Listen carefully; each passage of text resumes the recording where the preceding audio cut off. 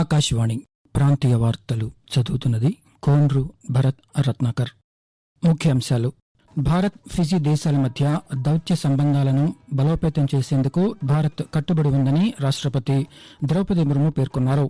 ముఖ్యమంత్రి నారా చంద్రబాబు నాయుడు రేపు బాపట్ల జిల్లాలోని చీరాలలో నిర్వహించే జాతీయ చేనేత దినోత్సవంలో పాల్గొంటారు. ఆగస్టు 15 నుంచి రాష్ట్రంలో అన్నా క్యాంటీన్లను ప్రారంభించేందుకు రాష్ట్ర ప్రభుత్వం ఏర్పాట్లు చేస్తోందని రవాణా శాఖ మంత్రి మండిపల్లి రాంప్రసాద్ రెడ్డి తెలిపారు. ఉమ్మడి విశాఖపట్నం జిల్లా స్థానిక సంస్థల శాసనమండలి ఎమ్మెల్సీ ఉప ఎన్నికకు ఈరోజు నోటిఫికేషన్ విడుదలైంది. ప్రస్తుత విద్యా సంవత్సరం 2024-25లో జరిగే national means come merit scholarship పరీక్ష కోసం రాష్ట్ర పాఠశాల విద్యాశాఖ షెడ్యూల్ విడుదల చేసింది. వార్తల వివరాలు: విదేశీ పర్యటనలో ఉన్న రాష్ట్రపతి ద్రౌపది ముర్ము ఫిజీలో పర్యటిస్తున్నారు. రాష్ట్రపతి ద్రౌపది ముర్ము ఈరోజు రాజధాని సువాలో ఫిజీ దేశాధ్యక్షులు రతు విలియం మైవలిలి కటోని వెరెతో ప్రధానమంత్రి సితివేణి రుబోకాతో సమావేశమయ్యారు. ఇందులో భాగంగా ఫిజీ దేశపు అత్యున్నత పురస్కారం companion of the order of Fiji తో రాష్ట్రపతికి ప్రదానం చేశారు. అంతకుముందు రాష్ట్రపతి ద్రౌపది ముర్ము ఫిజియన్ పార్లమెంట్లో ప్రసంగించారు. భారత్ ఫిజీ దేశాల మధ్య 75 సంవత్సరాల నుంచి దౌత్య సంబంధాలు కొనసాగుతున్నాయని, ఇరు దేశాల మధ్య చారిత్రాత్మక సంబంధాలను బలోపేతం చేయడానికి భారత్ కట్టుబడి ఉందని తెలిపారు. కాగా ఈ సాయంత్రం సువాలోని మహాత్మా గాంధీ హైస్కూల్ ప్రవాస భారతీయులతో రాష్ట్రపతి సమావేశమై ప్రసంగిస్తారు. చేనేత వస్త్రాలకు అంతర్జాతీయ స్థాయి మార్కెటింగ్ కల్పించే విధానాలను ప్రోత్సహించాలని అధికారులను ముఖ్యమంత్రి నారా చంద్రబాబు నాయుడు ఆదేశించారు. మంగళగిరిలో టాటా తనీరా సంస్థ ఆధ్వర్యంలో చేపడుతున్న కార్యక్రమాల తరహా విధానాన్ని రాష్ట్రంలో అమలు చేయాలని నిన్న జరిగిన కలెక్టర్ల సదస్సులో సూచించారు. మరోవైపు ముఖ్యమంత్రి రేపు జాతీయ చేనేత దినోత్సవం సందర్భంగా బాపట్ల జిల్లాలోని చీరాలలో పర్యటించనున్నారని జిల్లా జాయింట్ కలెక్టర్ సుబ్బారావు తెలిపారు. ముఖ్యమంత్రి పర్యటనను పురస్కరించుకుని హెలిప్యాడ్, బహిరంగ సభ ప్రాంతాన్ని పోలీసు, రెవెన్యూ శాఖ అధికారులతో కలిసి ఆయన పరిశీలించారు. ఆగస్టు 15 నుంచి రాష్ట్రంలో అన్నా క్యాంటీన్లను ప్రారంభించేందుకు రాష్ట్ర ప్రభుత్వం ఏర్పాట్లు చేస్తోందని రాష్ట్ర రవాణా శాఖ మంత్రి మండిపల్లి రాంప్రసాద్ రెడ్డి తెలిపారు.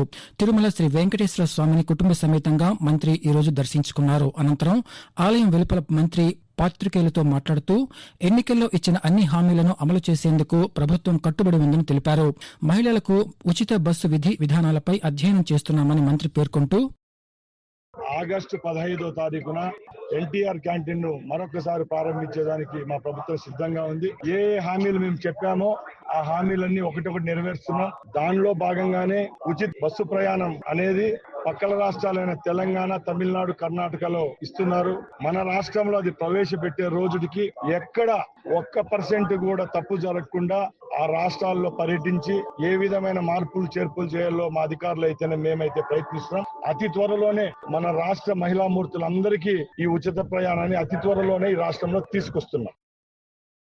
ఉమ్మడి విశాఖపట్నం జిల్లా స్థానిక సంస్థల శాసనమండలి ఎమ్మెల్సీ ఉప ఎన్నికకు జిల్లా కలెక్టర్ ఎంఎన్ హరేంద్ర ప్రసాద్ నోటిఫికేషన్ను ఈరోజు విశాఖపట్నంలో విడుదల చేశారు. ఈ సందర్భంగా జిల్లా కలెక్టర్ మాట్లాడుతూ ఈ రోజు నుంచి 13వ తేదీ వరకు నామినేషన్ల స్వీకరణ ఉంటుందని, 14న పరిశీలన, 16వ తేదీ వరకు నామినేషన్ల ఉపసంహరణ గడువు ఉంటుందని తెలిపారు. 30వ తేదీన పోలింగ్, సెప్టెంబర్ 3న ఓట్ల లెక్కింపు ప్రక్రియ జరగనుందని వెల్లడించారు. ఈ ఎన్నికల్లో మొత్తం 838 మంది ఓటర్లు ఉండగా వీరిలో 479 మంది పురుషులు, 359 మహిళలు ఉన్నట్లు జిల్లా కలెక్టర్ తెలిపారు. ప్రస్తుత విద్యా సంవత్సరం 2024-25లో జరిగే national means come merit scholarship NMMS పరీక్ష కోసం షెడ్యూల్ విడుదల చేసినట్లు పాఠశాల విద్యాశాఖ పరీక్షల విభాగం డైరెక్టర్ డి దేవానంద్ రెడ్డి ఒక ప్రకటనలో తెలిపారు. డిసెంబర్ 8న పరీక్ష ఉంటుందని, కుటుంబ వార్షిక ఆదాయం 3.50 లక్షల రూపాయలలోపు ఉన్న 8వ తరగతి చదువుతున్న విద్యార్థులు ఈ పరీక్షకు అర్హులుగా పేర్కొన్నారు. సెప్టెంబర్ 6వ తేదీలోగా ఆన్లైన్ దరఖాస్తులు సమర్పించాలని సూచించారు. మరిన్ని వివరాలను www.bsc.ap.gov.in వెబ్సైట్ ద్వారా గానీ ఆయా జిల్లాల విద్యాశాఖాధికారి కార్యాలయాల్లో తెలుసుకోవచ్చని ఒక ప్రకటనలో తెలిపారు. ఆకాశవాణి ప్రాంతీయ వార్తలు వింటున్నారు. రాష్ట్రంలోని గ్రామీణ ప్రాంతాల్లో ఇంటింటికి తాగునీటి కుళాయిల ఏర్పాటుకు సంబంధించిన జల్ జీవన్ మిషన్ అమలుపై ఈ నెల 9 నుంచి 13 వరకు సర్వే నిర్వహించనున్నట్లు రాష్ట్ర గ్రామీణ నీటి సరఫరా పారిశుద్ధ్య శాఖ RWS ఒక ప్రకటనలో తెలిపింది. గ్రామ సచివాలయంలో పనిచేస్తున్న ఇంజనీరింగ్ అసిస్టెంట్ల ద్వారా ఈ సర్వే నిర్వహించనున్నట్లు పేర్కొంది. ఈ సర్వే నిర్వహణకు ప్రత్యేక యాప్ను సిద్ధం చేశామని తెలిపింది. 2023-24 కేంద్ర వార్షిక నివేదిక ప్రకారం రాష్ట్రంలోని గ్రామీణ ప్రాంతాల్లో 95.45 లక్షల గృహాలు ప్రోత్సాహాలకు గాను ఈ ఏడాది మార్చి నాటికి 70.04 లక్షల ఇళ్లకు కుళాయిల ఏర్పాటు పూర్తయిందని రాష్ట్ర గ్రామీణ నీటి సరఫరా పారిశుద్ధ్య శాఖ తెలిపింది. బిడ్డకు తల్లిపాలు ఇవ్వడం వల్ల వారిలో వ్యాధి నిరోధక శక్తి పెరుగుతుందని పశ్చిమ గోదావరి జిల్లా విశాఖ కోడేరు సమగ్ర శిశు అభివృద్ది సేవా పథకం ఐసీడీఎస్ ప్రాజెక్టు అధికారి లక్ష్మీకాంతం తెలిపారు.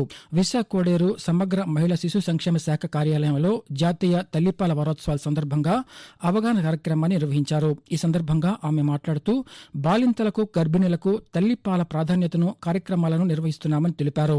తల్లిపాల వల్ల బిడ్డకు రోగ నిరోధక శక్తి లభిస్తుందని పేర్కొంటూ ప్రపంచ జాతీయ తల్లిపాల వారోత్సవాల్లో భాగంగా ఐసీడీఎస్ ప్రాజెక్ట్ నందు సీమంతాలు అనేది నిర్వహించడం జరుగుతుంది. ఇందులో వీళ్ళు ప్రసవించగానే ఫస్ట్ ఇచ్చే ముర్రిపాలు అనేది ఇవ్వడం దగ్గర నుంచి 6 నెలల వరకు తల్లిపాలే కొనసాగించాలని, మరియు తల్లిపాలు ఇస్తూ అనుబంధ పోషకాహారం ఇస్తూ 2 సంవత్సరాల వరకు బిడ్డకి తల్లిపాలే ఇవ్వాలని, వాటి యొక్క ప్రాముఖ్యతను, వాటి వల్ల లాభాలని వీళ్ళందరికీ వివరించడం మా ప్రాజెక్టు పరిధిలో జరిగింది. కృష్ణానది పరివాహక ప్రాంతాల్లో కురుస్తున్న భారీ వర్షాలతో శ్రీశైలం జలాశయానికి భారీగా వరద నీరు చేరుతోంది. ఎగువన ఉన్న జూరాల, సుంకేసుల జలాశయాల నుంచి శ్రీశైలంకు 3.93 లక్షల క్యూసెక్కుల నీరు చేరడంతో ఈ ఉదయం జలాశయం 10 గేట్లను 12 అడుగుల మేర ఎత్తి అధికారులు నీటిని దిగువకు విడుదల చేశారు.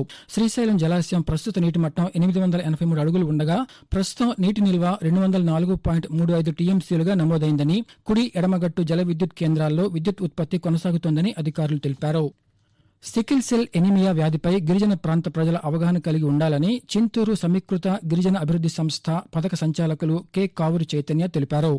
అల్లూరు సీతారామరాజు జిల్లా హుకుంపేట మండలంలోని రంగశీల, సుక్కూరు గ్రామాల్లో ఐటీడీఏ ఆధ్వర్యంలో కళాజాత కార్యక్రమం నిర్వహించారు. ఈ సందర్భంగా ఆయన మాట్లాడుతూ సికిల్ సెల్ ఎనీమియా వ్యాధి కలిగిన వారు మంచి పౌష్టికాహారం తీసుకుని ఐరన్ మాత్రలు వినియోగించాలని సూచించారు. 18 సంవత్సరాల నుంచి 40 సంవత్సరాల వారు రక్త పరీక్షలు చేసుకోవాలని తెలిపారు. శ్రీ పొట్టి శ్రీరాములు నెల్లూరు జిల్లాలో ఈ నెల 13వ తేదీ వరకు హర్ ఘర్ తిరంగా కార్యక్రమాన్ని నిర్వహిస్తున్నట్లు జిల్లా కలెక్టర్ ఓ ఆనంద్ ఒక ప్రకటనలో తెలిపారు. ఇందులో భాగంగా ఈరోజు హర్ ఘర్ తిరంగా కార్యక్రమంపై ఛాయాచిత్ర ప్రదర్శన, రేపు ర్యాలీ నిర్వహిస్తున్నామన్నారు. అలాగే చర్చా వేదికలు, చిత్రలేఖనం, సంగీతపై పోటీలు నిర్వహిస్తున్నామన్నారు. ఈ నెల 10వ తేదీన స్వాతంత్ర సమరయోధులు వివి గిరి జయంతి నిర్వహణ, 11న హెరిటేజ్ వాక్స్, 12న క్రీడా పోటీలు ఉంటాయన్నారు. 13న జాతీయ పతాకంతో సెల్ఫీల కార్యక్రమం చేపడతామన్నారు. ప్రతి ఇంటిపై మూవెన్నెల జెండా రెపరెపలాడేలా ప్రజలందరూ హర్ ఘర్ తిరంగా కార్యక్రమంలో పాల్గొనాలని కోరారు. కడప, బెంగళూరు మధ్య 2008-9లో అనుమతించిన కొత్త రైల్వే లైన్ పనుల్ని వేగవంతం చేయాలని రైల్వే మంత్రి అశ్విని వైష్ణవ్కు రాజంపేట పార్లమెంట్ సభ్యులు పివి మిథున్ రెడ్డి విజ్ఞప్తి చేశారు. పార్లమెంట్లోని రైల్వే మంత్రి కార్యాలయంలో మంత్రితో సమావేశమైన మిథున్ రెడ్డి పలు అపరిష్కృత అంశాలపై చర్చించి వినతిపత్రం అందజేశారు. ప్రాంతీయ వార్తలు ముగించే ముందు ముఖ్యాంశాలు మరోసారి. భారత్, ఫిజీ దేశాల మధ్య దౌత్య సంబంధాలను బలోపేతం చేసేందుకు భారత్ కట్టుబడి ఉందని రాష్ట్రపతి ద్రౌపది ముర్ము పేర్కొన్నారు. ముఖ్యమంత్రి నారా చంద్రబాబు నాయుడు రేపు బాపట్ల జిల్లాలోని చీరాలలో నిర్వహించే జాతీయ చేనేత దినోత్సవంలో పాల్గొంటారు. ఆగస్టు 15 నుంచి రాష్ట్రంలో అన్నా క్యాంటీన్లను ప్రారంభించేందుకు రాష్ట్ర ప్రభుత్వం ఏర్పాట్లు చేస్తోందని రవాణా శాఖ మంత్రి మండిపల్లి రాంప్రసాద్ రెడ్డి తెలిపారు. ఉమ్మడి విశాఖపట్నం జిల్లా స్థానిక సంస్థల శాసనమండలి ఎమ్మెల్సీ ఉప ఎన్నికకు ఈరోజు నోటిఫికేషన్ విడుదలైంది. ప్రస్తుత విద్యా సంవత్సరం 2024-25లో జరిగే national means come merit scholarship పరీక్ష కోసం రాష్ట్ర పాఠశాల విద్యాశాఖ షెడ్యూల్ విడుదల చేసింది. ఆకాశవాణి ప్రాంతీయ వార్తలు ఇంతటితో సమాప్తం.